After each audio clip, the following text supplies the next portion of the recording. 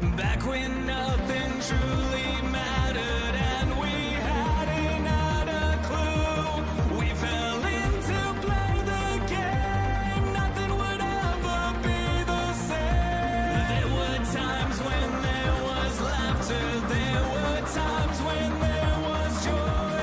But they took it all away for the pleasure in our pain. Welcome to a whole new world. Shine a light on everything. Please don't be scared for what we know. Welcome to a whole new world. All the lion tried to hide away from the scars we made. This is your chance to understand. We did not design this plan that was built for you. There's nothing you can do. This is my warning. This is your sign that you can't go running high. We will fight for you. You know it to be true.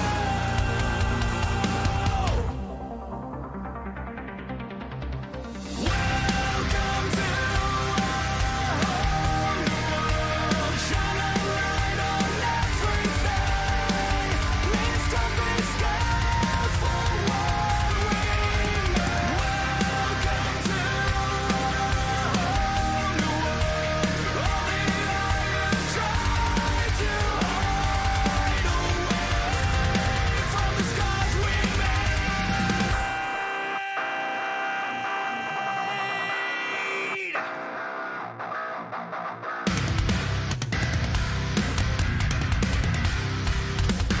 From the scars we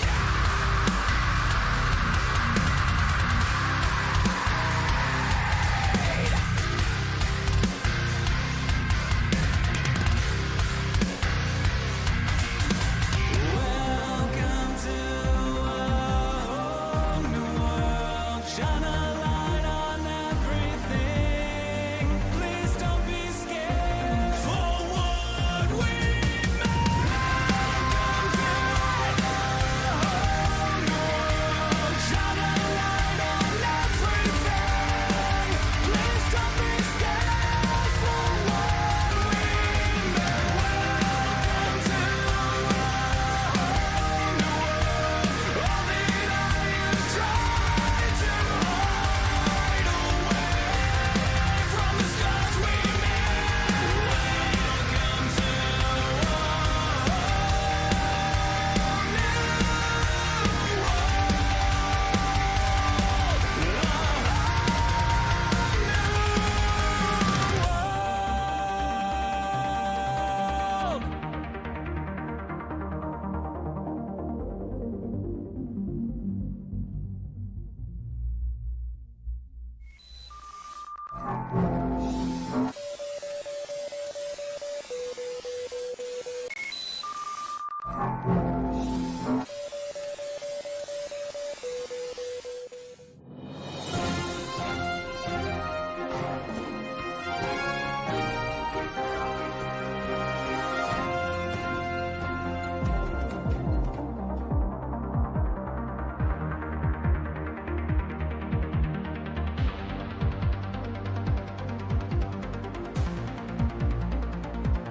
Back when nothing truly mattered and we hadn't had a clue. We fell in to play the game. Nothing would ever be the same. There were times when there was laughter. There were times when there was joy.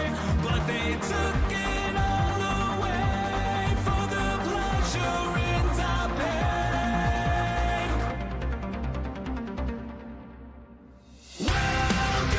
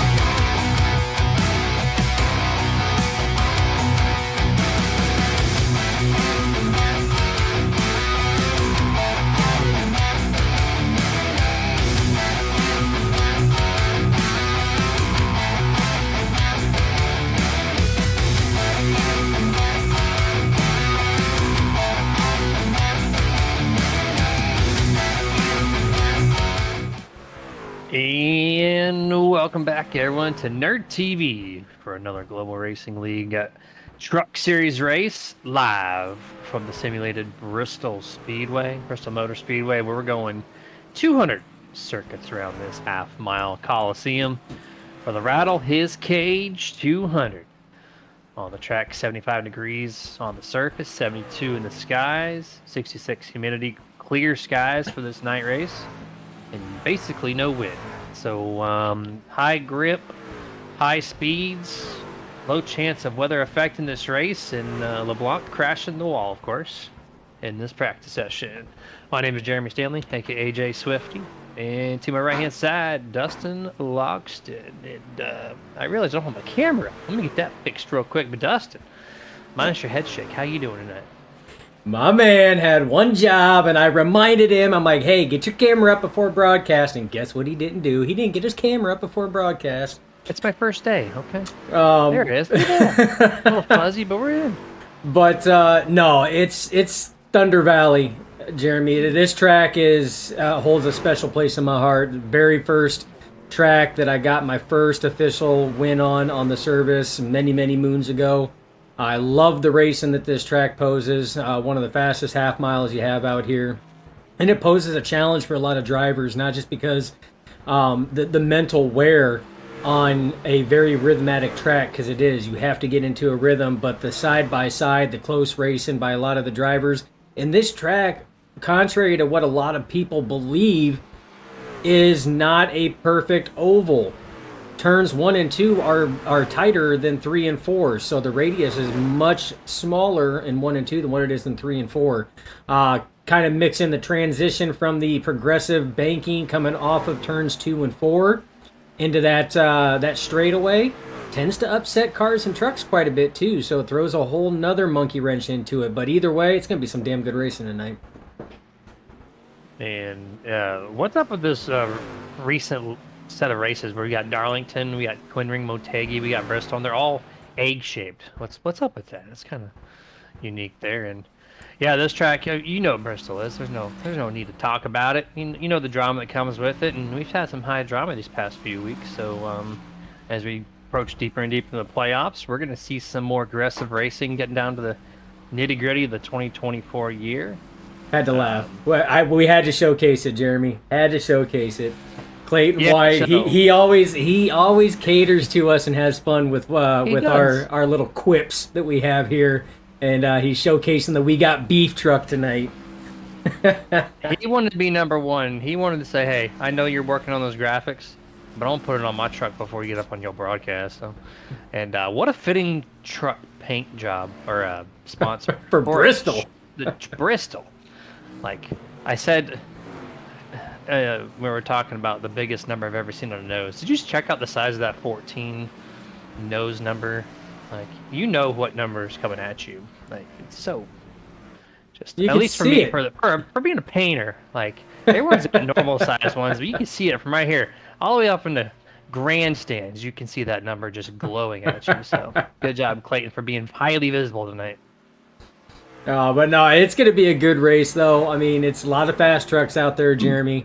No surprise, McGinley right now is top of the timing charts for practice.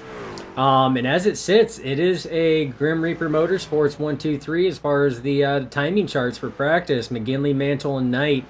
And actually, now it's 1, 2, 3, 4 after I just said that, because now Knight worked his way in there. It was McCoy. And then Marinko, but now it's McGinley, Mantle, Knight, McCoy. So they hold the top 4 spots. So that tells me these drivers out here going to have to work on it. Now, let's talk pit strategy, Jeremy, because this track is always one that kind of throws monkey wrenches in it. Because your fuel, you can go for days on fuel. About 140, 145 laps on fuel. Tires are going to wear down, but I have a feeling we're going to see some drivers that are going to try to do some pit strategy here, trying to stay out. Yep, we see it more and more. That just seems to be the story for these league races, especially on Sunday nights for the Global Racing League. And we're going to find out. 200 laps, they have plenty of opportunities to do so. And we're going to turn our cameras off your screens because, well, practice is over. Qualifying has started. And so, see you guys later there. Of course, fast man and practice Always a no surprise factor here. The 65, Chad McGinley with his 14.224. We're going to find out what qualifying looks like. It's very, very unique, Dustin. You can run the top, the bottom, all about your truck setup. You would think the top plane might be fastest. Well, if you're rotating better than what you should be, maybe the bottom is the option. And right now, it looks like McGinley's going to go to the bottom here for turn 1 and turn 2. Same thing in 3 and 4. I would say maybe half the field's going to run that bottom half of the track. Completes his lap. 2:13, 1/100th faster than his practice time. Yeah, and you're going to see a lot of that. You know, you've seen him run that top side like you're seeing Brody Marinko kind of run up there a little bit as well to try to build that speed up. You're going to see them enter high and at the apex start diving it low down to the bottom of the track there where, you know, the two pavements come together. You're going to have varying degrees of different lines that you run here throughout the race. You may see drivers do the diamond approach. They'll enter low, they'll drift it up to about the midline, maybe a little higher, and then bring it back down low again. That's the thing. You know, when they incorporated the progressive banking in this, Jeremy, really opened up the amount of different lines that drivers can run. And like you said, it's entirely based on driver skill, driver comfort, and setup. Yep. It's a lot of different factors here. If you're on the top, you got to be careful of your tire wear, of course. The bottom, though, if you're running side by side, you're going to destroy the tires on the inside lane because it's less banking, as you've already touched on. So, and right there's banking transition 101. Do not hit it if your truck is loose. You will kick it sideways real quick, and just like that, kind of like a Dover or, you know, another track that's really tightly configured. If you get loose, Dustin, there is no forgiveness. You're going to hit or find a wall, whether it be the inside or the outside. Yeah, and that transition is so tricky coming off of turn 2 and 4. It, like you said, if that truck is already on the ragged edge of breaking loose, that transition will finish it off 9 times out of 10. And if you're not prepped and ready for it, it's going to catch you off guard. And the bad thing is it's a short track, Jeremy. If wrecks start happening, this track gets clogged very fast. You've got a pit wall to your inside, and you've got a retaining wall to your outside, and it's only about 2.5 lanes up on that concrete surface there. Not a whole lot to sit here and really work with. No, not too much, as we got 12 times posted right now. We got 1.5 minutes roughly left in this qualifying session. Here's number 12, Joshua Slade, one of the fastest drivers in 2024 here. See what he can do in this qualifying session. 5 wins so far this season. Looking to pick up number 6 here tonight. Of course, McGinley with the most at 9 wins, so he's got that locked in for most wins of the season. But this man would love to retain second most wins of the year. 13 now file in, Dustin. We have just over 1 minute, and it looks like track is cleared. You still have time if you want to post a time, but we only have 3 drivers without anything posted, and Chad McGinley looks like he will be sweeping practice and qualifying if this holds true. Yeah. So, and like I said, I mean, that's a blistering time, 14.2 in the trucks here. And I mean, you sit here and look at that. Your top 5 are all in the 14.2 bracket. Slade and Marinko had to go to at least the 3rd decimal point, if not further, to decide who was going to take 4th and who was going to be slotted 5th on that one, as they were completely deadlocked at 14.29. So very close. But Jeremy, those are very close empty track times. It's completely different when you know you have 200 circuits around this track that you got to dwindle down and get to the very end. And on top of that you have 16 drivers, so 15 other drivers besides yourself that are also bidding to get the best finish. So you're going to see some hard tube, side-by-side racing. It's Bristol, baby. That it is. And you know what else it is? It is time to close out qualifying. Race session is about to fire up here. And just a shout out. I don't usually shout them out early, but I don't want to. I was just jamming out to that pre-music there from Spring Fever Band, New World, that soundtrack that we play every single time we load up this thing. And such a great song too. So if you're jamming out to it with us, I saw 5 or 6 viewers at the same time before we even went live. and talking. So if you liked what you heard there, head over to all your favorite music apps and search for Spring Fever Band. You will not regret their music. They're newer to the scene, and they're going to be around for a long time. All right, man. With that being said, rattle his cage 200. We're going to have the drone camera come off your pole sitter, Chad McGinley, number 65. And we're going to go down the starting lineup for tonight's race. Chad McGinley, Stephen Knight will hold row number 1. Row 2, third place, JJ McCoy. 2's outside at 4th, Joshua Slade. Row number 3, you'll find Brody Marinko in 5th, Bobby Mantle in 6th. Row number 4, Bradley Miner 7th, John Howard in 8th. Row 5, EJ Luna in 9th, Clayton White in 10th. Row 6, Mark Sherwood in 11th, Justin LeBlanc in 12th. Row 7, be Danny White in 13th, Abram Ghostin in 14th. And the last row, row 8, Ronald Holmes, Ron Harrington, RH's, both hold the last spot in tonight's starting grid. Remember, 200 laps for around this place, 100 miles for those who don't know math. As we're going to take a nice little aerial coverage of this entire track. That's a beautiful place. I've been here once. It was over 10 years ago. Need to go back here.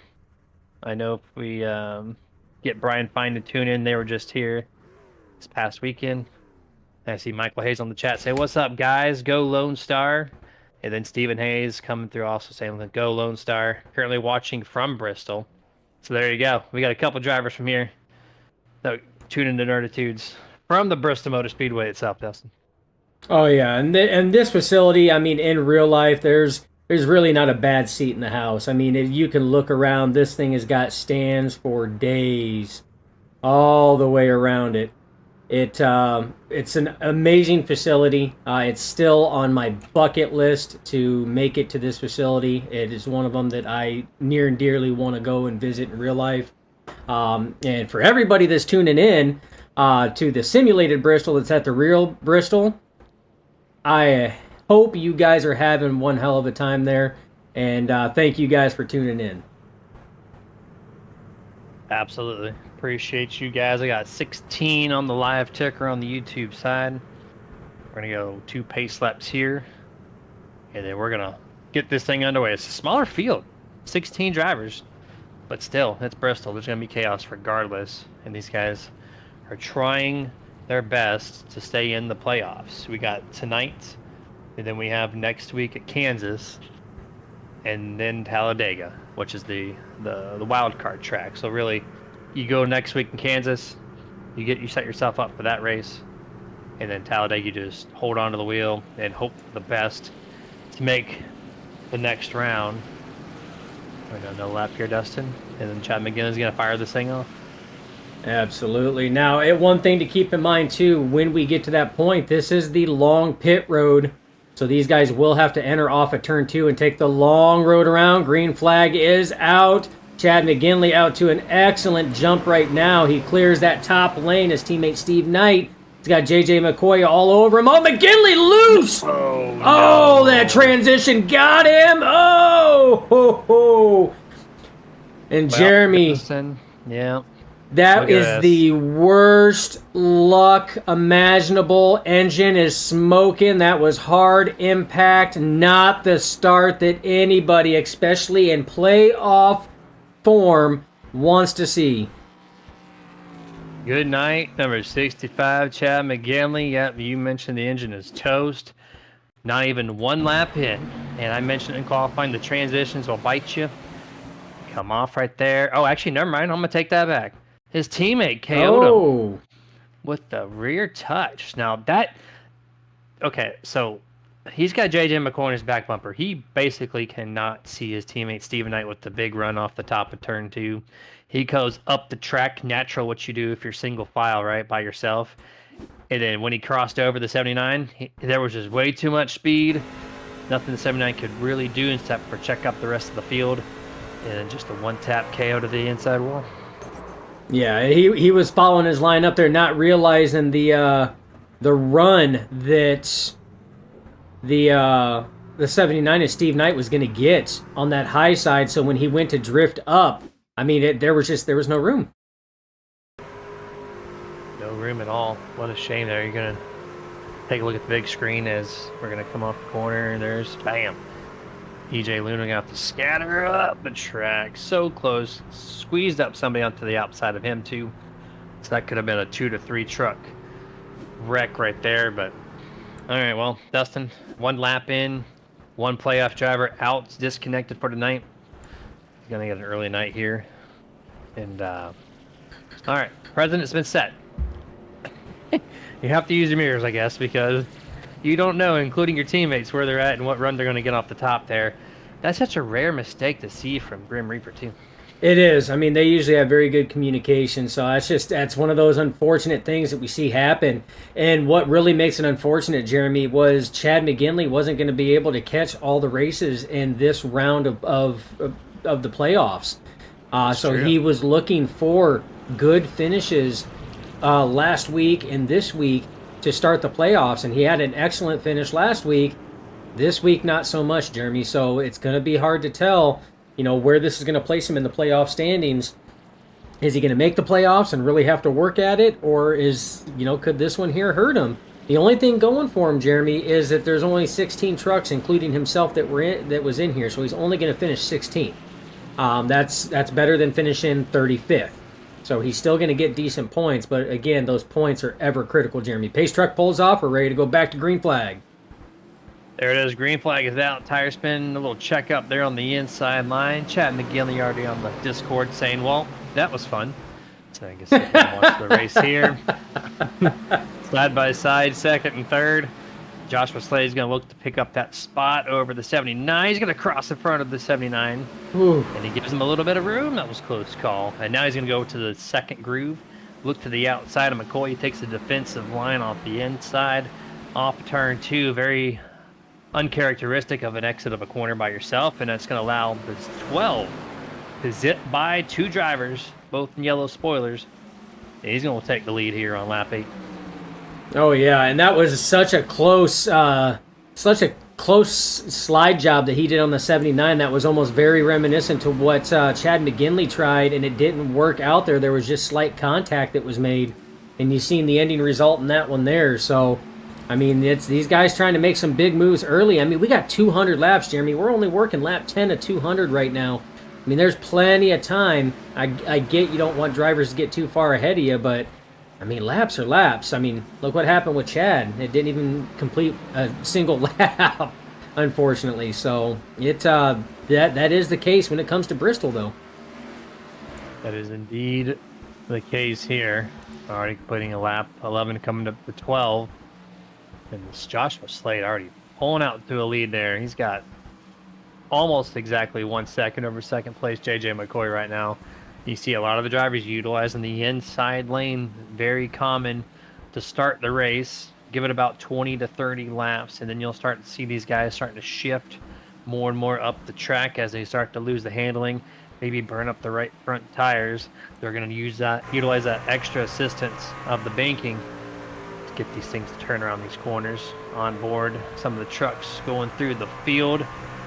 Looks like this is 89, Bobby Mantle. Currently P5, up 1 spot from the 6th place starting spot. And you're just kind of seeing the groove right here. Very clean through the corners, not much movement for these guys. It is tough here, Dustin. Cold tires especially. It is tough to get these things to not slide around because remember, the trucks have no weight on the back. And with the fresh tires that don't have the grip just built into these things, it can be very tricky on the opening laps. Yeah, and it really can. And what makes it, even more difficult for these drivers is look at these 3 trucks ahead of Bobby Mantle right now as we're riding on board his roof cam. Obviously presented by Nerd TV because he very awesomely put that graphic there. I love it when the guys do that. But these 3 trucks in front of him are running the exact same line. You can't pass somebody that's running your line, which is probably part of the reason why Joshua Slade went to the high side, because he knew the low side was being taken up. And now you see JJ McCoy drifted up onto that high side for that high side exit there. So drivers already starting to change their lines up here as they're coming off. Lap traffic, Ron Harrington. Whoa! That was a close call as Ron's trying to get out of the way here for the lead lap trucks. Yeah, already falling down one lap here. Also got a battle for position 78 and the 85 door to door here for 7th place.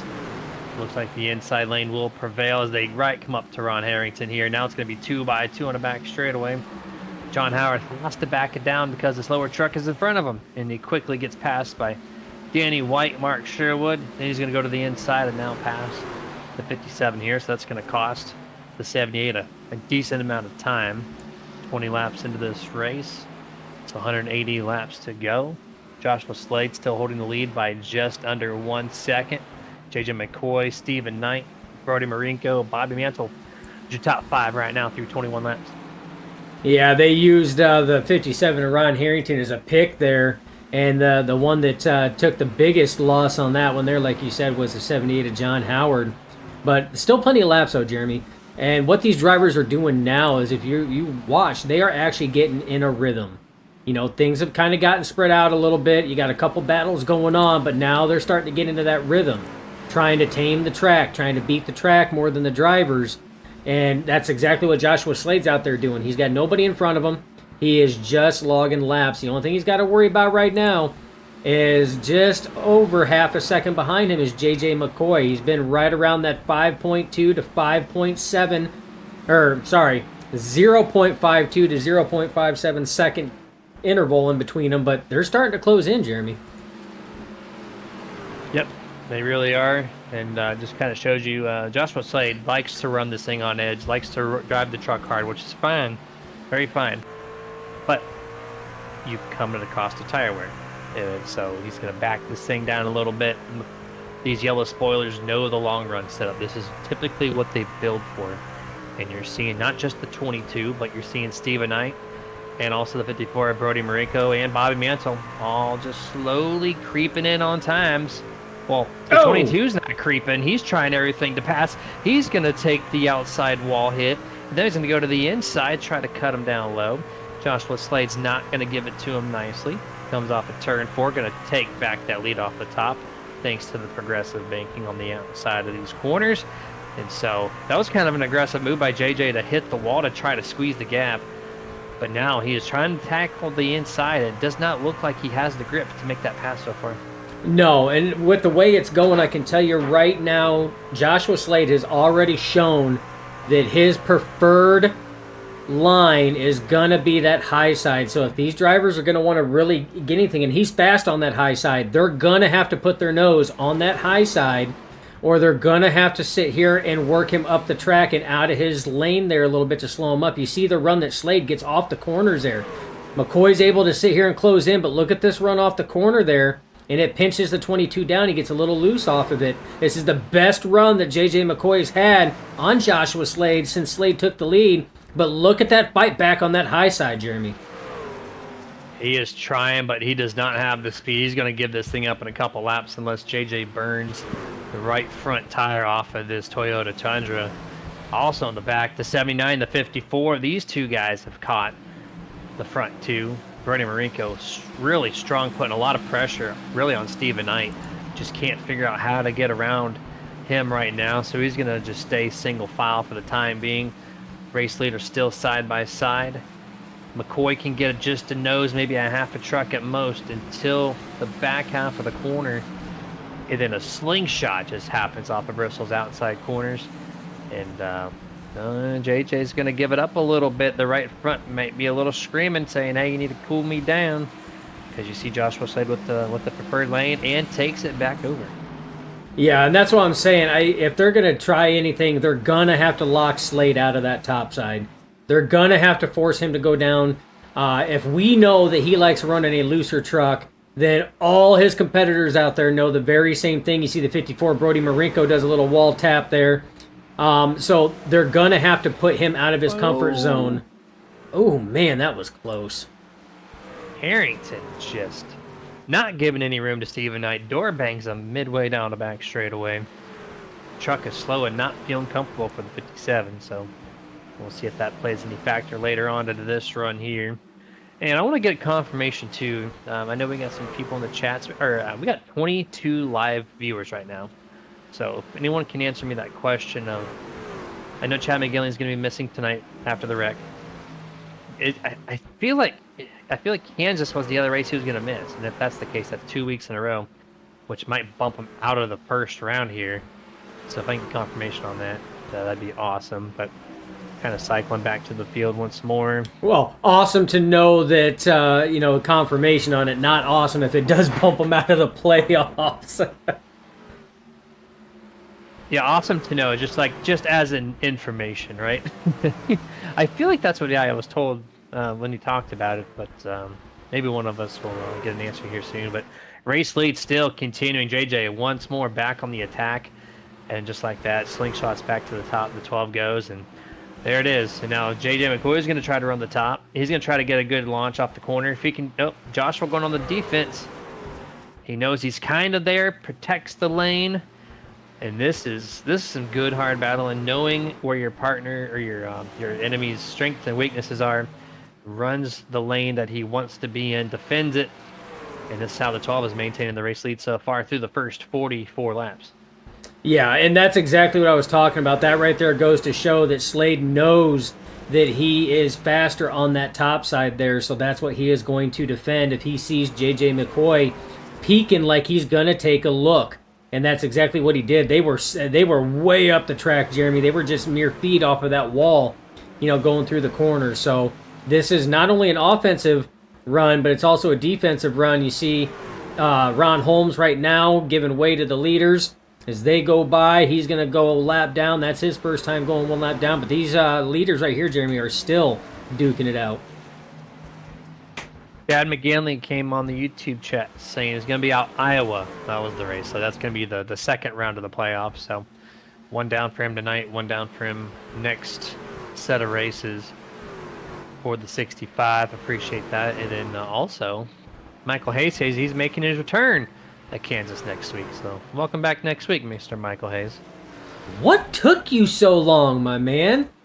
Steven out here trying to hold up the Hayes name. You got to come in here and show him up and show him how it's done. Glad to hear you're coming back, my guy. Look forward to it. Like I said, the racing's been really good, and these guys have, they have not disappointed, Jeremy. And for this being Bristol, we've had one caution, and unfortunately that was the lap one incident with the 65 of Chad McGinley, but it's been green flags since then, Jeremy, and we're working lap 50. We have already a quarter of this race is in the books, if you can believe that. That's a slogan from Roman Reigns right there. Can you believe that? And there we go. 25:57. There makes the pass. We're going to take our first picture-in-picture break. We'll be right back before the first set of green flag pit stops.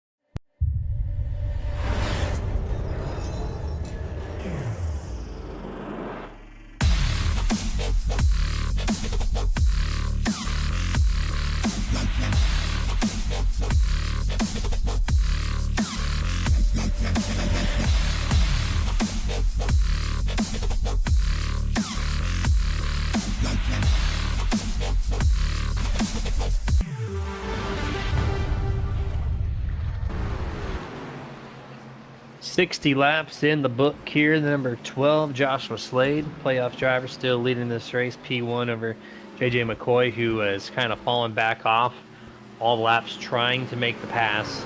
Has kind of wrecked the long run speed of the 22, which he still has a nice little, what's it, half a second lead right now, it looks like, over now third place Bobby Mantle. Stephen Knight's kind of fallen off quite a bit, 2.4 seconds back, so it's really just a 3-truck race at the moment, as we're looking at do a little congestion here. Justin LeBlanc gonna check up Stephen Knight. It's gonna put Brody Marinko back on the back bumper of the 79, which these two have been really close to each other. He actually bounces off the wall that time off the turn 4. Yeah, and it sent him really high, but I mean, he's taking that super high approach there, so I mean, he's risking that every corner exit, but look at that run he got, closed right up on the back bumper of Steve Knight, and he's going to try. He's got the nose on the outside. This is going to be his best effort right here, and Jeremy, it looked like Stephen Knight just kind of backed out and gave it to him, which is not a bad move, you know, rather than wrecking everything. But the guy I want to talk about is Bobby Mantle. Last week's winner is on the move, Jeremy, and he's been slowly creeping further and further forward. Now caught his teammate of JJ McCoy and is now trying to get him past to see what he can't do to challenge that 12 of Joshua Slade. And there's the teammate move. He's going to let him by on the top. The fastest lane right now to pass is the top side. Has been proven by the 12 and the 22's race so far in the first quarter of this race. And now the really fresher tires of the 89 is going to be tracking down Joshua Slade. It's not if, it's when he gets to him. And does he do anything different, or does he keep it the same as far as the line to get around the race leader, who has been on the defense and the offense? He's got a little breathing room right now, and you see the gap. 0.8 seconds is the distance that last time by on the very nice lap 69. And the 89 gets a, yeah, there you go. A little giggity goo there. And but the truck's getting bigger, also giggity right there, coming off 3 and 4. Just he's gonna get there, Dustin. Can you get there before the pit stops though? Yeah, we're working lap 70 at 200 right now, Jeremy. We're nearing the halfway point in this race already. These guys are just putting down some blister laps right now. 22 and McCoy goes up in wall tags, but you can sit here and see the lane difference here. So Bobby Mantle is actually running about a half a lane higher or so than what, wicked loose off of the corner was Joshua Slade. We caught it on that camera there. That, Jeremy, that's telling me his tires are on that ragged edge right now, and the lap traffic ahead of him is only going to make it a little bit more difficult. He's got two drivers that he has to contend with. That's the 24 of EJ Luna and the 33 of Ron Holmes. And Jeremy, look at that. They're both running separate lines. One's running low, one's running high. So this could potentially close the 89 of Bobby Mantle up to Joshua Slade.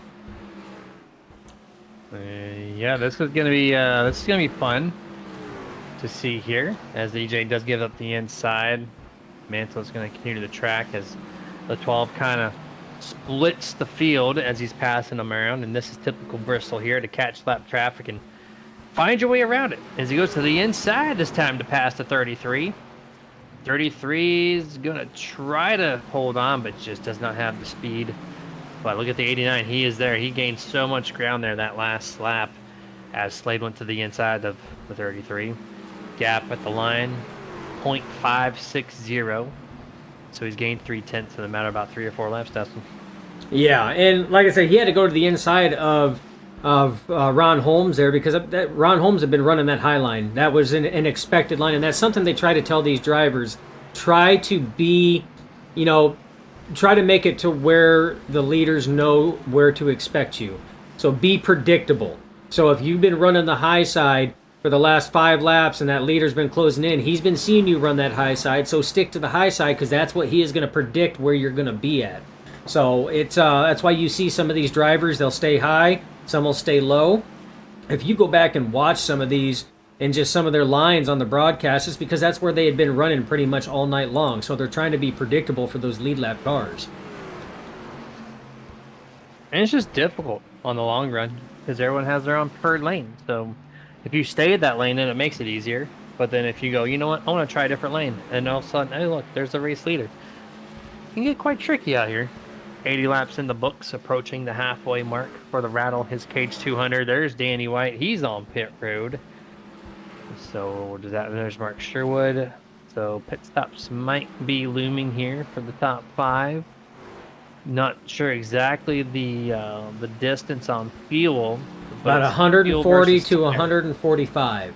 So they could make it. Yep, they could make it if they pit now. They would not have to pit again if it stayed green.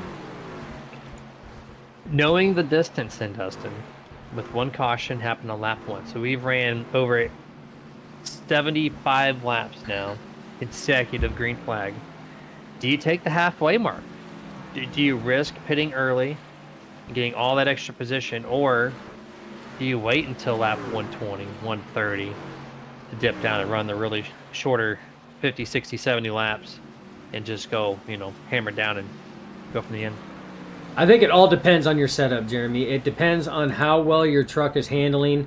If your truck is handling, you're still putting down competitive laps. I mean, right now, we only have 8 drivers on the lead lap. That's 8th place Brad Miner is the last driver on the lead lap. So anybody else that's coming up to pass you right now, that's Justin LeBlanc in 9th, Ron Holmes in 10th, and everybody else behind them. They literally have to pass you and then go all the way back around the track to pass you again if they're only 1 lap down to get back on there. That's a tough feat, and typically you go 2 laps down on green flag pit stops here at Bristol because these guys are they're ticking off 14, 15 second laps while these guys are going down pit road. And again, it's the long pit road. These drivers have to enter in turn 2, go all the way around to their pit stall, then exit and come all the way back around again, and they exit out of turn 1. So it is the full single pit road. So yeah, they will go down 2 laps throughout the green flag pit stop. So trying to balance that out. I mean, if you're still competitive and putting lap times down like Joshua Slade, Bobby Mantle, I think I stick it out a little bit more. When you start seeing some of those drivers that are on the lead lap start coming down pit road, that might be the time to do it. I would probably try to push this at least until the halfway point. And if I'm still competitive, drivers are still out there, depending on if any cautions fly, I might push it to 120 and call it a day. And there's the call. There's the playbook there by Mr. Ballistic himself. Still tracking here. Lap number 90. A little congestion here for first and second as they're passing Bradley Miner in the 46. He's going to actually hold up Mr. Mantle. And this is going to allow Joshua Slade to escape a little bit here. Miner not giving it up still. Already a lap down. He's going to fight door to door. Joshua Slade is loving this view. Remember, look at that. Here, 54. Brody Marinko, top 5 driver. He's going to take the extra early approach down pit road. Not even halfway mark. So there it is. Strategy's calling early for some. Going to stretch out for most others. So we're going to keep eye on the 54 and see what this plays out for him. Yeah, and what I wanted to talk about too was we seen the 78 of John Howard racing JJ McCoy. That's what I was talking about. If you're still competitive, they raced for about 2 laps. John Howard has fresh tires. He's come down pit road already. JJ McCoy has not. And he was still able to hang with the fresh tires there for 2 laps before the 78 was able to get by him. So they're still pulling competitive lap times because at a certain point, Jeremy, these fresh tires are going to balance out even with the older tires that they have on now. Even if those things are 110 laps old, at some point in time, the fresh ones will balance out time-wise, and they will equalize. Yeah, that's a good point. Just kind of touch up on the balancing end of things. Joshua Slade's already there. He's your race leader, so I'm going to kind of use that as the example. These guys qualified at a low 14, so you got 14 2s, 14 3s. That was your fastest time, right? We get to the race times. He took him about 21 laps to go down, or up to the 15. So he almost lost almost a whole second of speed in the first 20 laps, right? So we're at 15.0. And then it's taken him 76 laps to only lose another 6/10. So he's running 15.7s consecutive right now, and he's run 15.7 for the past 20 plus laps. So that's your balance. That's your equal out. So the 12 is just kind of, that's it. He might drop to 15.8, 15.9, but the tires are not wearing anymore at a certain speed or rate of speed around this track. And the 15.7 seems to be where it's plateauing right now for the 12. Yeah, so I mean, theoretically, if these drivers that are coming down pit road, if these, the drivers that are electing to stay out on a longer run, oh, no, whoa, ooh, no, Oh no! Second place driver. Oh, I And think he well, was coming into pit and just that transition from the track wow. down to the apron just upset the truck. And Jeremy, you can throw pit strategy out the door on that one there because it's all wiped. Well, you know what's wiped is Brody Marinko giving up 6 laps to come down pit road just to have a caution fly. So his night's done. Then Bobby Mantle's night's done. I think you're correct. He was just coming down pit. What a weird angle, Dustin. Like, you want to get down to the flat, but that was a really early approach, and he didn't really slow for it. It almost looks like there's Danny White just saying, what in the world happened right there? Second place driver just washes up the track. But yeah, he didn't really slow down too much for that corner, and he slides it down there. It almost looked like he had such a large amount of rear braking in his bias that, like, when he put the extra pressure on the brake pedal, the thing just instantly kicked over. Yeah, and that's what it looked like. I mean, we're gonna do a Nerd TV rewind here. We're gonna watch it full speed. I mean, he's backing it down right there, and that's what it did. The second he applied the brake to bring it down, to start slowing it down, Jeremy, that rear end just decided to say, "Nah, I still want to go full speed. Why are we stopping?" And it was gone after that. He almost had it saved. He was counter steering it and everything else, but the second it hit that transition back up while he was counter steering, it just snapped it right back up the track. Now, for the ones that are watching, rear brake bias is not your friend when you're trying to slow up a lot of speed in a quick amount of time, right? But what it does help you when an open setup race especially is if you're running tight in a corner and you have a large amount of rear brake, you just lightly hit the brake pedal. Instead of lifting, you keep the throttle down at a certain rate and then you burp the brake pedal. And what that does is help your truck rotate the center of the corner, and it gives you some longevity on your lap times. And so that's why they use it. But then when you try to slow down for pit stops, it does not help you at all. In this case, 89 showcased exactly what happens with the large amount of rear brake. But we're going to do a quick picture-in-picture. We're going to regroup, get this thing back up and running here for the third green flag attempt. So we'll be right back.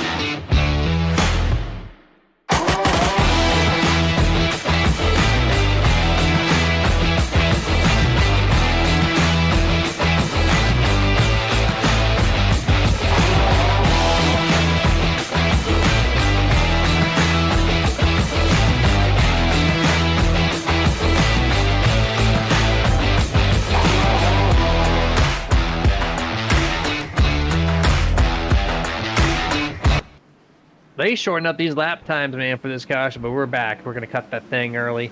Green flag is out. We're flying the 12, taking the advantage with JJ McCoy, now P2. The 89, I thought for sure had more damage, but he's sitting in P3 after causing the wreck. Don't ask me how. That's really impressive stuff here. Then you got Steven Knight in 4th place. So the yellow spoilers, 2nd, 3rd, 4th. And then we got our third caution presented by Boomer Button Boxes, just like that. Danny White in the 64. He's going to take some damage on the front straightaway here on lap 103. And Dustin, just loosey-goosey on the fresh, cold tires. Yep, running that high side, so high speed up there, like you said. Pressures haven't built up. Tires are cold and just breaks it loose right in front of Harrington and EJ Luna. Heavy nose impact into the inside retaining wall there. Locks it down, though, giving drivers a path up top. Unfortunate break for Danny White in that 64 machine, who did fix his paint job, Jeremy. I did want to point that out. He did fix his paint job. But You're right. yeah, but no, I think what helped Bobby Mantle out on his accident was, I mean, if you look at his teammate, Chad McGinley, in the lap 1 incident, that was head-on impact to the front nose at full speed, besides what was slowed down from him trying to lock the brakes down. The difference with that and Bobby Mantle was locking the brakes down, but he had Danny White come in and hit him in the right front, which slowed his truck down and changed the trajectory of his nose and the impact point on that, so it wasn't as bad as what McGinley's was. I think that might have been his saving grace on that. I think you're correct. And then he takes the second impact there, and that's going to be the heavy hitting one. We'll see what happens with Danny White as he's continuing to drop down, 5 laps down now in the 64. And we're going to take this time to thank another one of our partners that does not have a rotating commercial. Our very nerd-like store up in New York, Dusty Pete's. You popped it up before I even said it, so of course you know what you're talking about here. The little gift and collectible shop based out of New York. They got an amazing amount of comic books, NASCAR diecast, action figures, trading cards like no other. And if you want to support a local business that has a lot of good stuff for your collections out there, go over to DustyPete's.com. Super Nerd at checkout. 15% is saved when you purchase online of $20 or more. And yeah, do it now. Do it underneath one of these caution brakes. Do it after the race. Mr. Dustin Sorber would greatly appreciate your business if you do happen to, or even just go browse the site. Just a view on the website's good traffic from. Absolutely. Guys, got an amazing collection for sure. If you ever get a chance to talk to him, he is a huge Green Ranger fan. So, had met him a number of times in real life until his untimely passing early, way too early. But yeah, Dustin Sorber has got a very nerdy collection. He shows that stuff off to me all the time. And I got to say, at times I might be jealous, man, because I was like, oh, that'd be a nice piece to have for the nerd headquarters. But yeah, he's a nerd through and through, Jeremy. You just picked up a popcorn bucket like no other to go in your piece collection, so... I did. That was a birthday present from the head nerd in charge, and it surprised me. That was one of the very hard-to-get Alien Romulus alien drone head popcorn buckets, so I was super stoked with that. I'm going to make Dustin Sorber jealous with that piece, but we're going to go back to green flag here once more. Pace truck is down, green flag is out. Just like that, this thing is back underway. Lane shift before the start-finish line goes to 12 to the top. Dips it back down to the bottom, gets a great launch there. Single file, top 6, top 7 really. Go off into turn number 3 and 4. They're going to go staggering effect. High, low, high, low. Oh, here comes JJ with a strong run. Does not tackle the inside lane. Once at the top, of course, Joshua Slade's going to block it. And we're looking back a little bit further here. You're seeing the 25 of Ghostin. There's the 46 minor. And Mr. Marinko, which we're kind of figuring that he was upset that there was a caution after his early pit stop. But that was actually Dustin based off of damage. He hit the right front on lap 89. Had some repairs to be made. So not all on the strategy end. Out is the 54. But here's the battle for third. Yeah, Clayton White coming on. He getting beefy tonight. He's finally starting to show what he actually has, as he just battled Stephen Knight there for P3. This is the highest that Clayton White has been all night. Just now cracking the podium and now trying to set sail to see what he can't do with JJ McCoy and Joshua Slade. Here you see how his truck's going to run. He started in 10th. Did not have a great qualifying effort. He ran a similar practice effort, so like the truck just did not have speed, but somehow he is playing the strategy a little bit to his liking. One can say he's now in rare form. Oh, here we go. That was actually a pretty decent pun. Dustin, for the first time, is going to break out the pun of the night. Well, you know Not what? myself. That's because Clayton has called me out, Jeremy. He has called me out and said that I need to step my game up because apparently you set the bar too damn high, and I've been slack-a-lacking big time. So now I got to really step it up. So I figured this would be the perfect opportunity. That was beautiful. Rare is that red number 14 on the side of that truck. And we got a little pass here. Great job. I'll give you all the credit for that pun there. I had no idea that was even coming, so well done. A little battle here. 89 trying to pass his teammate. Not going to happen. Stephen Knight, of course, in the better spot there. 25 Abram Ghost in 6th place out of the top 7 that are only left on the lead lap. So good running for him. And there's 78 missing on left front fender, still trucking along here. Oh, the 89's going to fall back to Abram. He's going to take up the top 5. Yeah, Abram Ghostin really starting to come in too. Like I said, that's the first time we've seen him up into the top 5. And you know what? Even running 6th place, I mean, I got to give props to Ricky Bobby there, Mr. Bobby Mantle. You know, it's the front end damage he has there. This is not typically, it's not an aero dependent track. So you can have a truck that's just completely shattered and beat up. But even with the front nose impact that he had, that truck we can guarantee is not handling right. Probably not as bad as Howard there. That's a couple times I've seen him get loose off the corner. But like I was saying, the Bobby Mantle is still hanging strong there. You know, right at that 6th place right now, and he was up there trying to battle to get back in the top 5 again. So, you know, props to Mantle and that 89 and that crew getting that thing back up to snuff enough to be somewhat competitive with the rest of this field. Michelle Rittenberry joining us here on a Sunday evening, saying, "Hey guys, well, hey back to you. Thanks for your consecutive views now on Sundays." As you're watching a pretty decent battle right now, 12-22. These guys have been hashing out basically this entire race minus the first 15-20 laps. And here comes Clayton White. I thought he was going to fall off, but nope. He has taken the fast approach, Dustin, running that 3rd groove early. Outside of JJ, he's going to have to check up the 14 that gets a little loose, though. He's going to try to make this pass in 1 and 2 here. Yeah, he's pushing that truck pretty hard though. You can see that it gets a little wobble every once in a while out of the corners there. So that's the only thing that's kind of got me worried is he does complete that pass. You know, we kind of seen the 12 of Joshua Slade do this before. Caution flag comes out, and Jeremy, this looks like it's going to involve the 78 of John Howard, who had been battling a loose truck for about the last 10 laps. And we'll see what happened here as he was inside Marinko. And a little bit of contact there. Just 2 trucks trying to occupy the same same real estate on the track, Jeremy. And Sir Isaac Newton proved that 2 matters cannot occupy the same space, and we prove that all the time here on Nerd TV. Yep, I like science. I'm a big fan of science, and I have to believe that it is indeed true that 2 physical objects cannot blend into one another. And 54 trying to straighten out his exit. The 78 runs the same exact line all the way through the corner, so nothing wrong on the 78's end, just the 54 not realizing the gap between the 2. It's going to set off the 4th caution. Trucks are down pit road once more. Maybe for their last time down pit road, maybe not. We're about to find out. But we're going to go back to our picture-in-picture that was cut off a little bit early. So we'll be right back.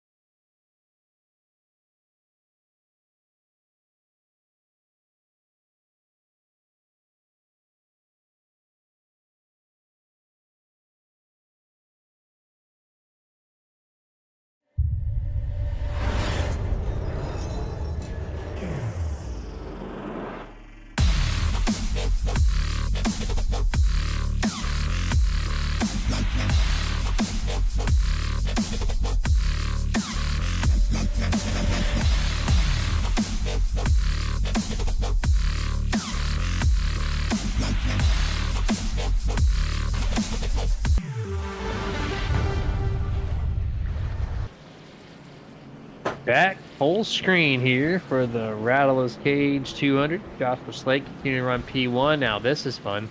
Second place is now Clayton White in the 14. Speed just came out of nowhere. He must have dialed in his rear brake bias and found some speed in that thing, but he does not know how to do a restart. Sorry about that, Clayton. Joshua Slade is going to just eat you right up for dinner and spit you out right in front of the 79. 3, 4, 5 truck links already is the gap for the 12 to everybody else behind him. JJ McCoy to the inside. That truck is running really tight on the bottom. I don't think he's going to make any pass effort down there on these top 3 or 4 drivers. And fifth caution. Cautions breed cautions, especially at Bristol. And that's it. You got one on replay and can't really tell who it was. Looks like maybe Justin LeBlanc. Yeah, Justin LeBlanc got into the corner there and got in a little too hot. Gonna collect the 54 of Brody Marinko. Marinko sits here and goes sliding. Gonna collect the 78 a little bit there as well. So yeah, that one there, tough break for the 85, who had a relatively clean race going. And then Ron Holmes, what happened to Holmes? We've seen Ron Holmes there as well. He's going to give us all kinds of crap for this because he says the only time we showcase him is when he wrecks. But I'm curious because I don't know what happened on that situation. Oh, he got to the back of Ron Harrington after getting around the 85 of Justin LeBlanc. Harrington was checking up and Ron Holmes couldn't check up quick enough. That was a, well, that view was tough. But ARCA brakes may or may not have been applied to the 33.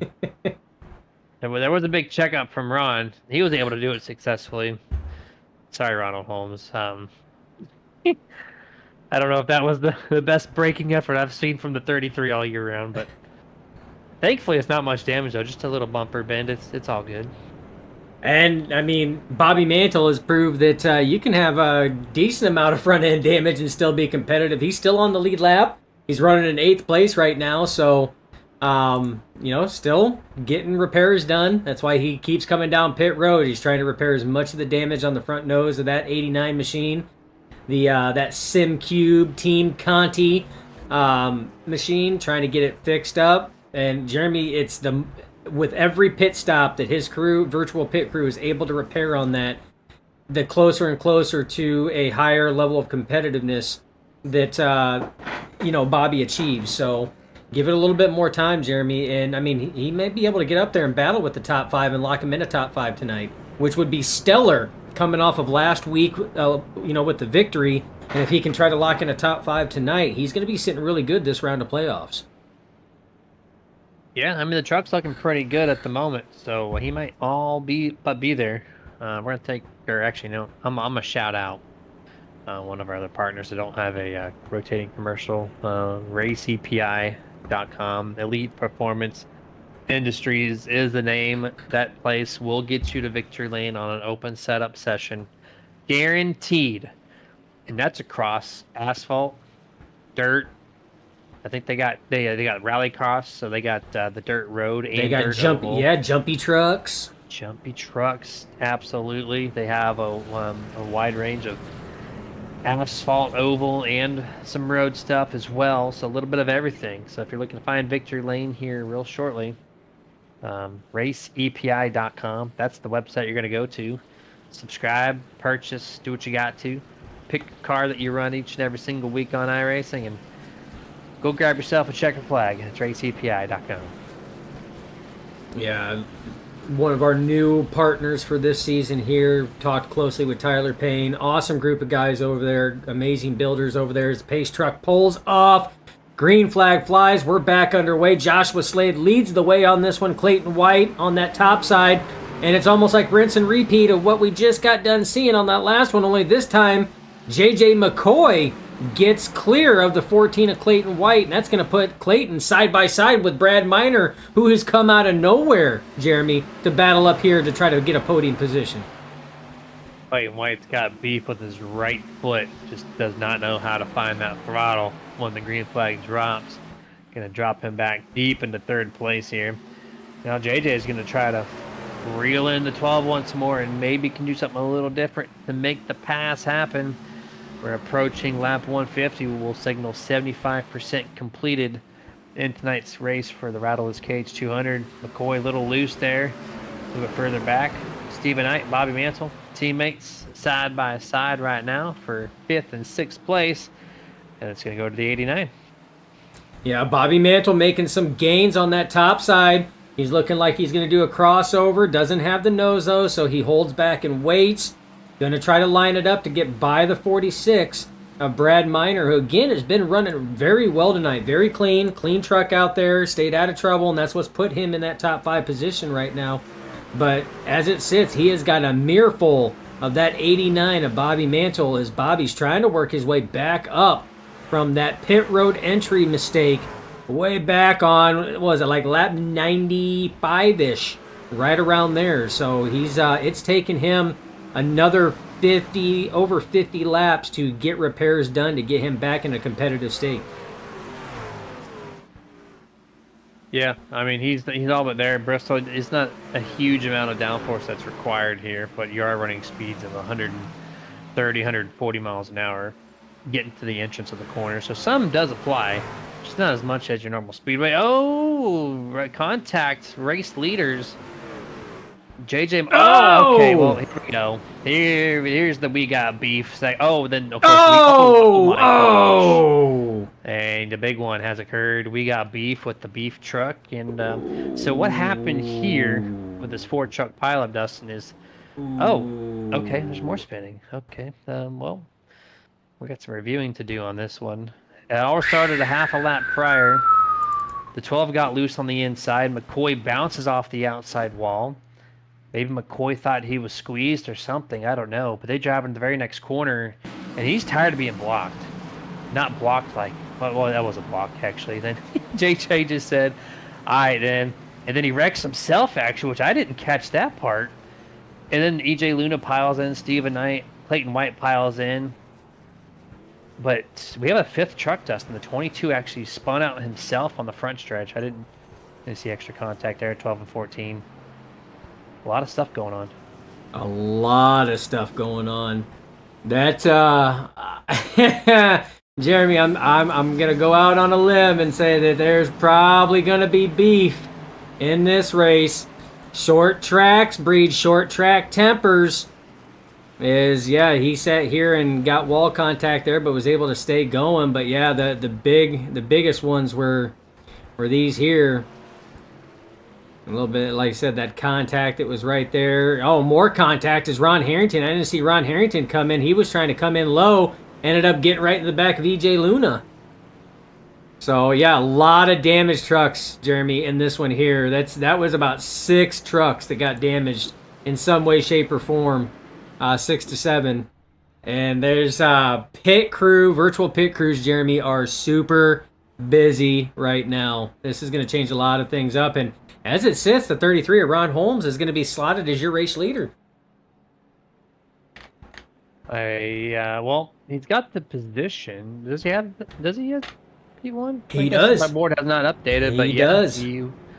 That's kind of a strange thing. He said, Dustin, you called me out earlier, and I'm going to lead this thing just to say, hey, I want to be on TV for a good reason. I'm going to get myself a lap led. The 33 going to cross the line at lap 154. And there you go. 33 holds the top spot on the pylon. A couple laps to go before we go back to green flag. It's going to be a very weird top 5. Ronald Holmes, Brownlee Minor. That's your front row. Bobby Mantle, Abram Ghostin is your second row. And then this should be a fun third row. Joshua Slade, Stephen Knight. What do we think, Dustin? What do we think? Short track tempers are engaged. They're activated. There's no way they're not. Got wrecked there. So this is going to be a very fun 40-plus laps to get this finished. Yeah, this is going to be, it's going to be a very tough 40-plus laps. I don't think we've seen the end of it. I do feel that there's going to be some harder racing between a couple different drivers after the events that took place. And again, that's just what Bristol breeds. That is short track racing. This same thing happens at Martinsville. The same thing happens at Richmond.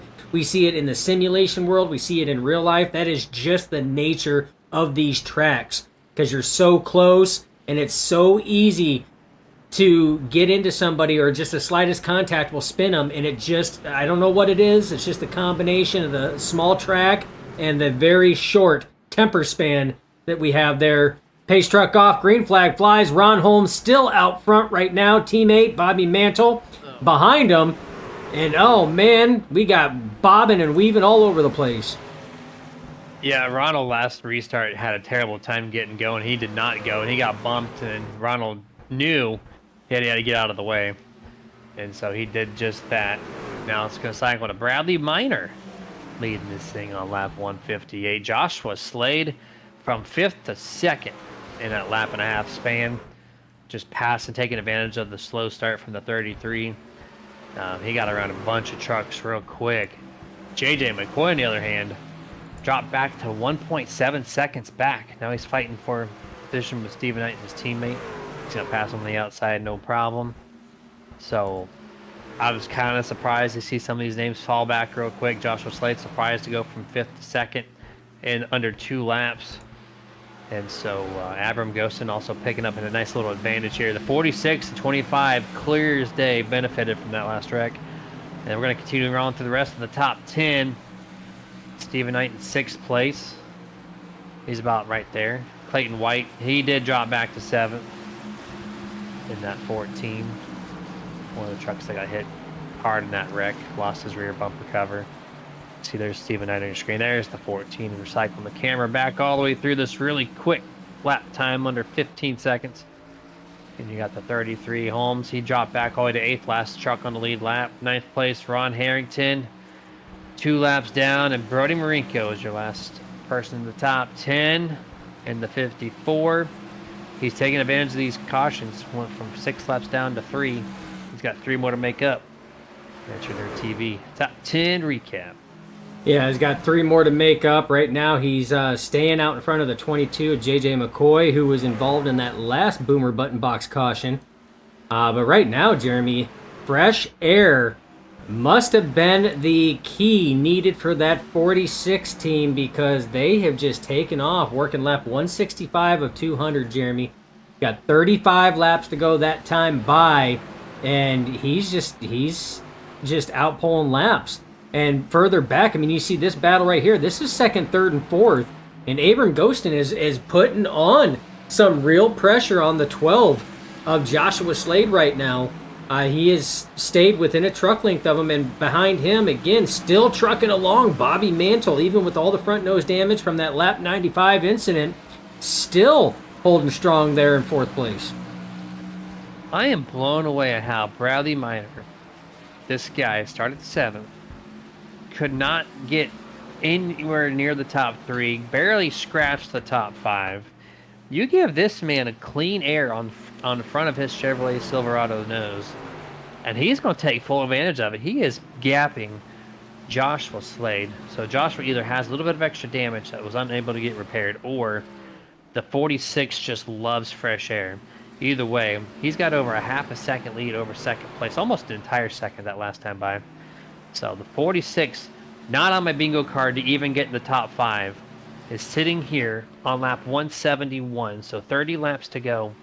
And he's in a great position to get this checkered flag here this evening. Yeah, and somebody else too. You see Abram Gostin right now on the top side passing Joshua Slade. That puts Slade back to P3. So Gostin trying to work his way forward, Jeremy. So at this rate, we could see a new winner this season that we have not seen. If it keeps going in the manner that it is, we could be gearing up to see a first-time winner this season that we have not interviewed in Victory Lane. Yeah, some J-Dog Motorsports, that number 25. And then Bradley Minor, Joshua Slade, they're both of one Motorsports. So a little bit of a change of pace. If it does hold, then we stay green the rest of the way. Slade falling back almost to the clutches of the 89 Bobby Mantle. They're side by side. This is for podium P3 and 4th place. Bobby Mantle going to run the center line, get a little diamond exit there, a little loose. Has the truck length advantage, can slide up if he wants to. Elects not to do it. Slade's going to keep the nose right on the rear quarter panel. And so I think in the next couple set of corners, either the 12's going to rebound or the 89's going to make the pass completed. They won't hold up too long like this, but he's running a good race. Oh, contact in the center of the corner.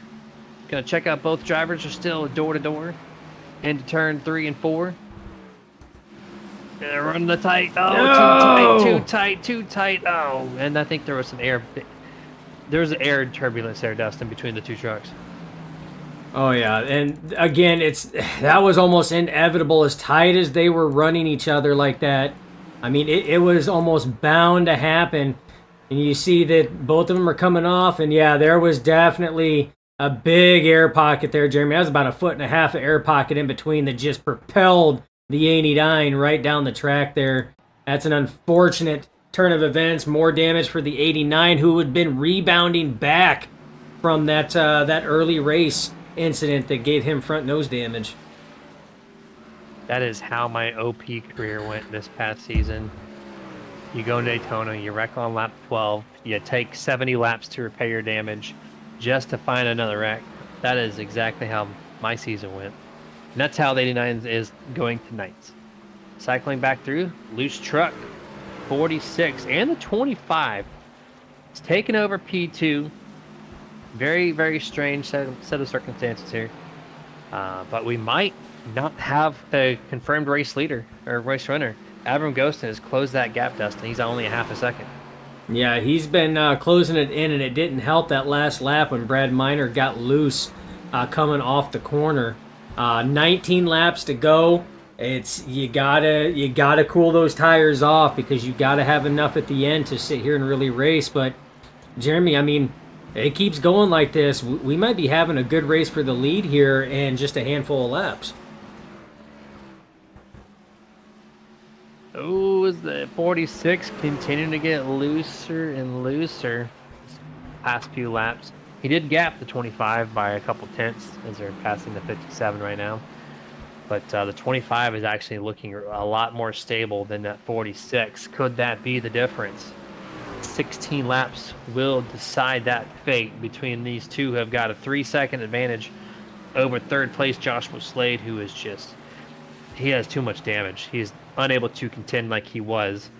And so 46-25, huge benefit of this. This is going to go around Ronald Holmes here in the 33. 15 laps to go, Dustin. And who do we got? 46-25. Which one's your pick? It's if we go just based off stability of the truck right now, I think the 25's truck is definitely more stable. We still got 14 laps to go. He would almost have to be my pick. If the 46 keeps running it the way that he does, and all the 25 sat here and yawed it out a little bit too, Jeremy.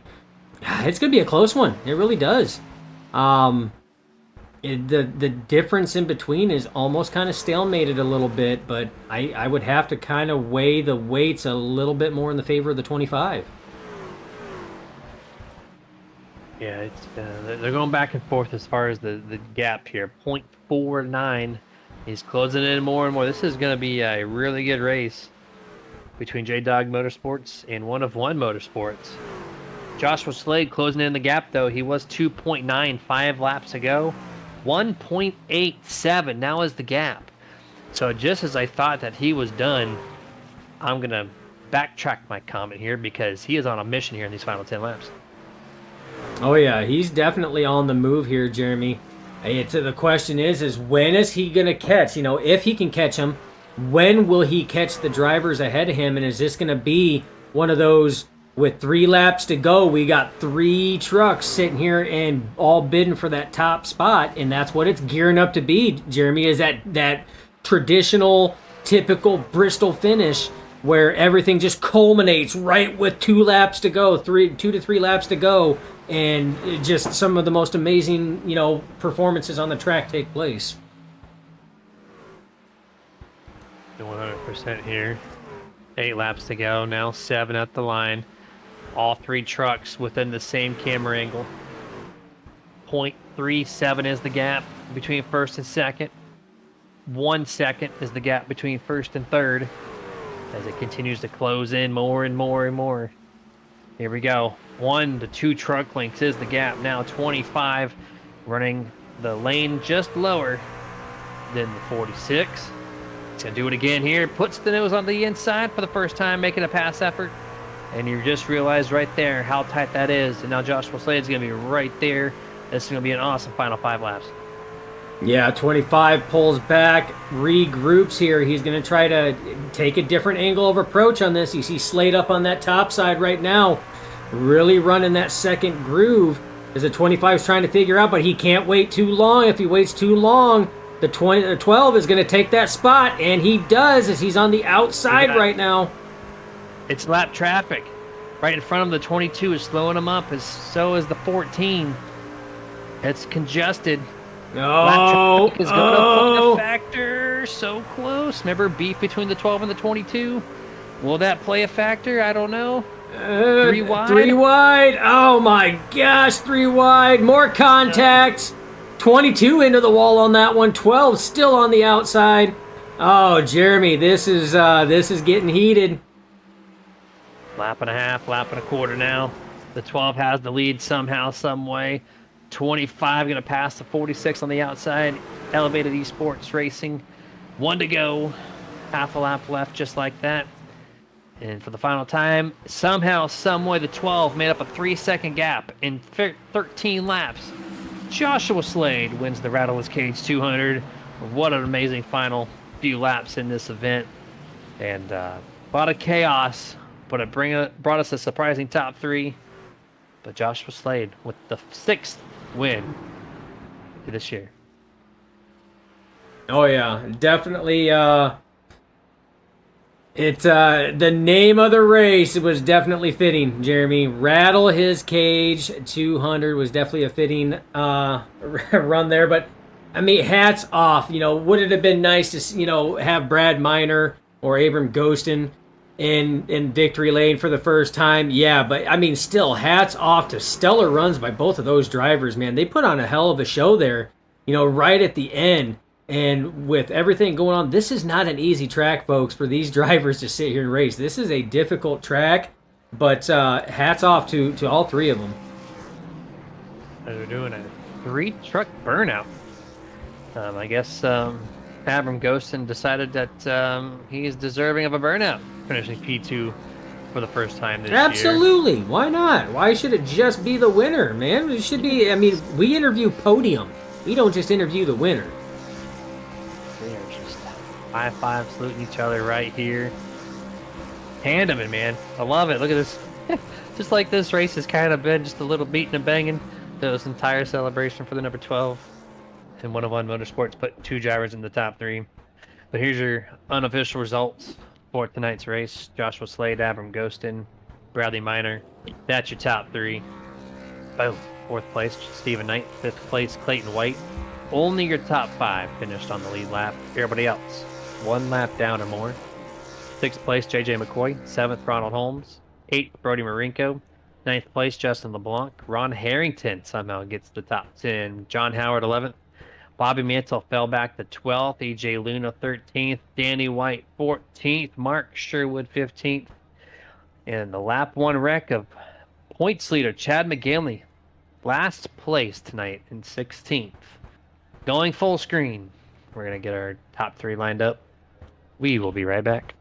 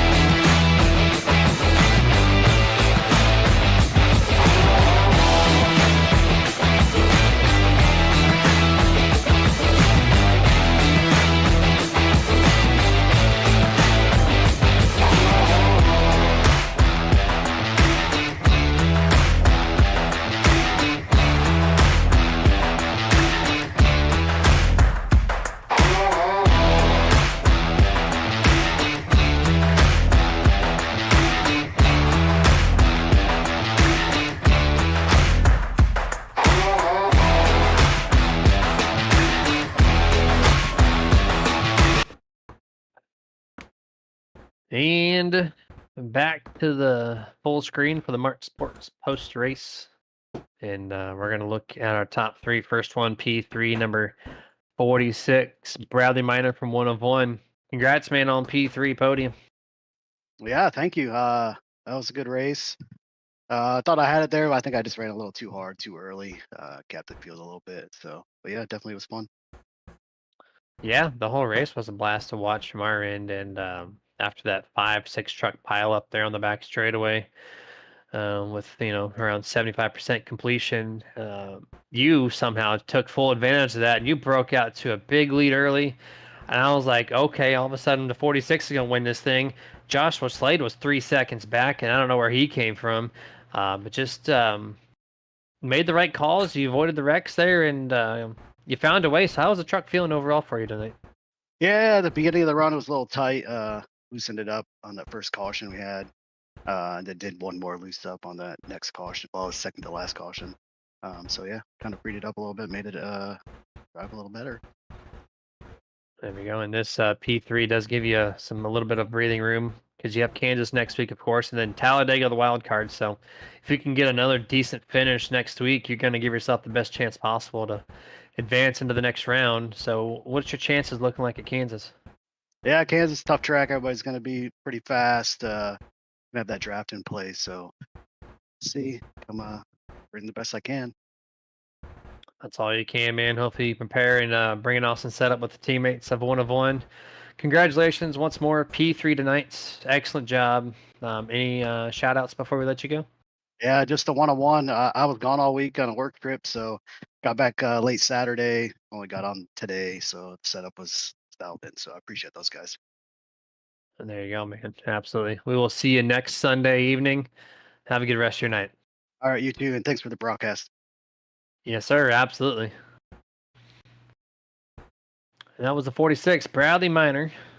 Glad to talk to him, man. That's for sure. It's been a little bit since we spoke to him. And Abram Ghostin, only one top 5 finish, Dustin. I think we have not talked to him. You mentioned that. So we're going to bring him in. Number 25, Abram Ghostin. Congratulations on P2 tonight. Yeah, I appreciate it. Great race. That was a great race. You avoided the chaos that is Bristol, and you found yourself in position. I think it's the first time we've talked to you. Correct me if I'm wrong there. Just everything fell in place for you tonight. You avoided stuff, and walk us through those that final restart. And how did you get second place? Yeah, this is definitely the first time I've been privileged to come in the top 3 and talk to you guys. I always watch the coverage, and you guys do such an awesome job. Yeah, I was good on the long run. I kind of struggled for the first 20 laps or so, and then once we could get in the groove, it was pretty good. And it's like you said, I avoided the whole race. I avoided the mess. And today was just one of those races where if you avoid the mess, you're gonna end up with a top 5 or so. So kind of got lucky. No, this is the best finish for sure for J Dog Motorsports, and I think you're are you still part of J Dog? 'Cause you're the only active driver right now on that list. I want to confirm. 'Cause you did some burnouts with 101 on the front straightaway, and I was like, well, that's different teammates. So are you guys like kind of partners together, or what's the scoop there? Yeah, it's J Dog left. He left with all his partners after pulling me in. So I was a lone wolf. And Josh hit me up and said, "You want to join 101?" So it's official. I'm a 101 motorsports guy. So it was the 1, 2, 3, 4. So It was a sweep. All right. That makes more sense. Yes, it does. I love that, man. So 1, 2, 3. That's the first time since Grim Reaper's done it that you guys are able to do that. That's excellent. So hopefully we can continue that momentum into the rest of the playoffs and the rest of the year. So what do you think your chances are at Kansas? it's a good track for me. For me, I'm usually not as strong on the short runs, but as the race plays out, typically I can move forward a little bit. So Kansas is definitely a good track for me. So I mean, I feel like I'm in a good place. But regardless, I'm not going to wreck somebody just to get a position or anything like that. But I'm going to race them hard. So I'm looking forward to next week, and I'm hopeful that I can make it to the top, to the final 5. So we'll see what happens. Absolutely, man. Well, good luck out there at Kansas next week. Any shout outs before we let you go? Yeah, just want to, number one, thank you guys. You do such an awesome job. I love watching it back, like I said. I mean, compared to any other league I've been in ever, watching it, I mean, you guys do. The most important part is talking about what we're going through at that moment, thinking. And so I think you guys do an excellent job of that. Definitely want to thank One-on-One Motorsports for picking me up, giving me a home. And man, all the drivers in here is a bunch of good drivers that race hard and usually keep it clean. And so, and thank my family for letting me do it. So, Yeah, well, excellent job out there. Hopefully, we'll be talking to you again in the podium position. So I appreciate the feedback on the broadcast side. And yeah, man, congratulations again. We'll catch you at Kansas next week. thank you, brother. Yes, sir. And that was the 25 Abram Ghost. 1 of 1 sweep. Breaking news to us there. 1, 2, Right. 3 for the team. Makes sense now with the burnouts, though. It does. I was kind of curious, and that's it. So this man, Dustin, we're gonna bring to victory lane for the 6th time tonight. It's a little bit of controversy, a little bit of speed, a little bit of damage, a little bit of everything. Joshua Slade, congratulations on your 6th win this season. Thank you. I appreciate it. Yeah, it was a tough one. Definitely a tough one. Truck was beat up a little bit. So walk us through that, man. You had a great battle with JJ McCoy for quite some time for the lead. Ever since Chad had that very first lap wreck, it was you and the 22 just kind of putting on the show. You went on the offense, you went on the defense. Excellent viewing angles from our perspective and the guys watching on the broadcast. And then some contact sent you in a little back. So how'd that damage affect your truck? I thought I was shot. Honestly, I'm not gonna lie. I thought like my race was over, and just to my surprise, I only had like probably a minute and 2 seconds worth of damage. Got it down to like 45 seconds, and then I just left and prayed for the best. And Bradley had a rocket in the beginning, so I thought I was out of it, and I just decided just to burn my tires up and give it one last heat, and it got me first. So I'm happy with it. Yeah, I was kind of curious. I think it was 12 or 13 laps to go. You had a 3+ second deficit over Bradley Minor, and I was like, well, he's out. I literally said you had too much damage, you weren't going to make it.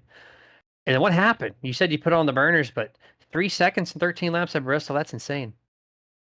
Yeah. Well, I was pretty dominant on that bottom line, and then just the damage was just really affecting my speed, my exit speed of the corner, and I just didn't have anything. So after a while, I knew that there was some speed on the high line, and I just said, hey, I'm just gonna go all out, drive hard into the corner, drive hard off, burn my tires up, and see what happens. And I was able to muscle through, and I saw that I was gaining lap after lap, and I was running faster than Bradley, so I just kept at it. And then making the pass was a little bit rough and sketchy, but I was able to do it, and thankfully not wreck Bradley, so that's good.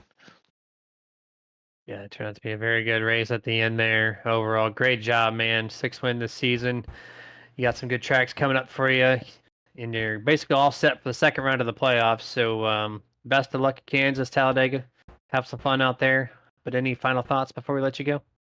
Shout out to Abram, just joining the team and him getting his first top 3 of the season. So that and got his top 2. So I mean, like that's phenomenal.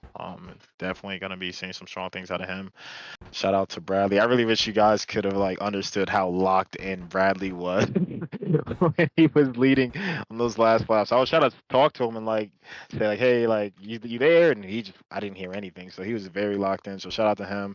Shout out Reaper Speed Labs. You worked very hard this week at bringing a really good dominant set this week. So shout out to everyone at Reaper Speed Labs. And shout out you guys in the booth. Another phenomenal broadcast. We're gonna sit back and watch.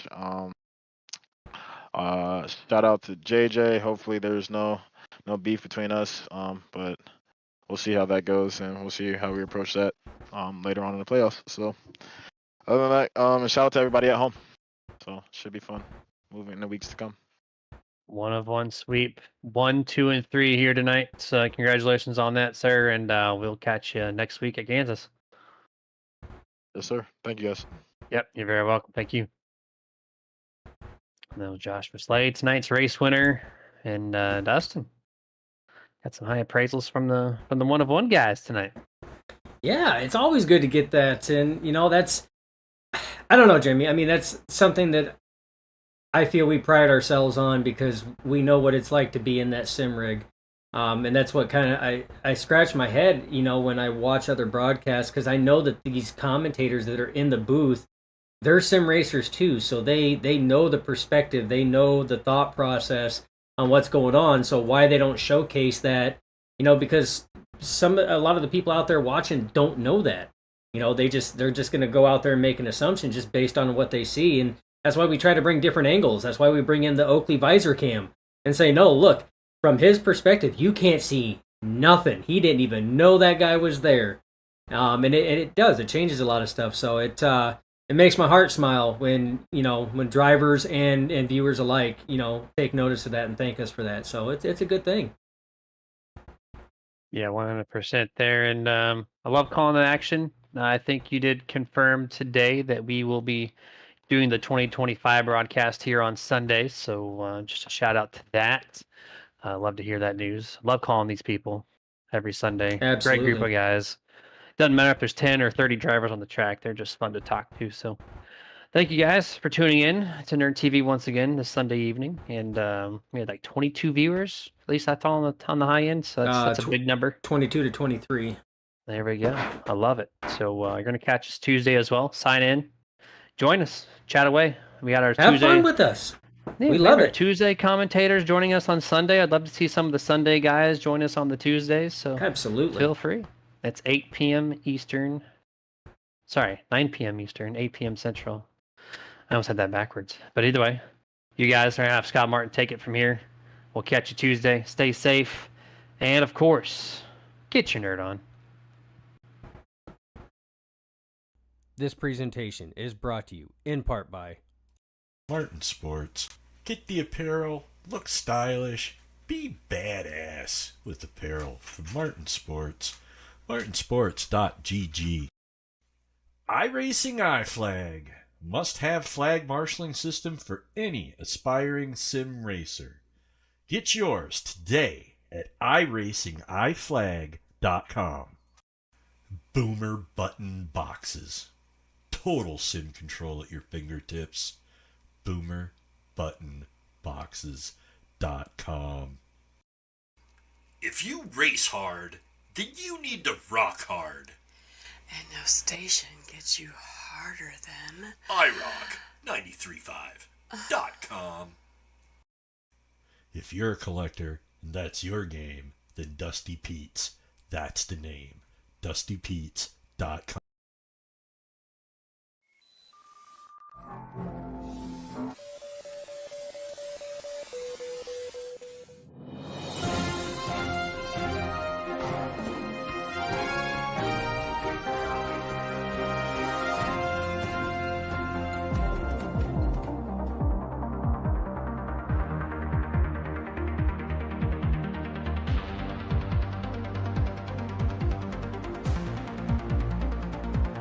back when nothing truly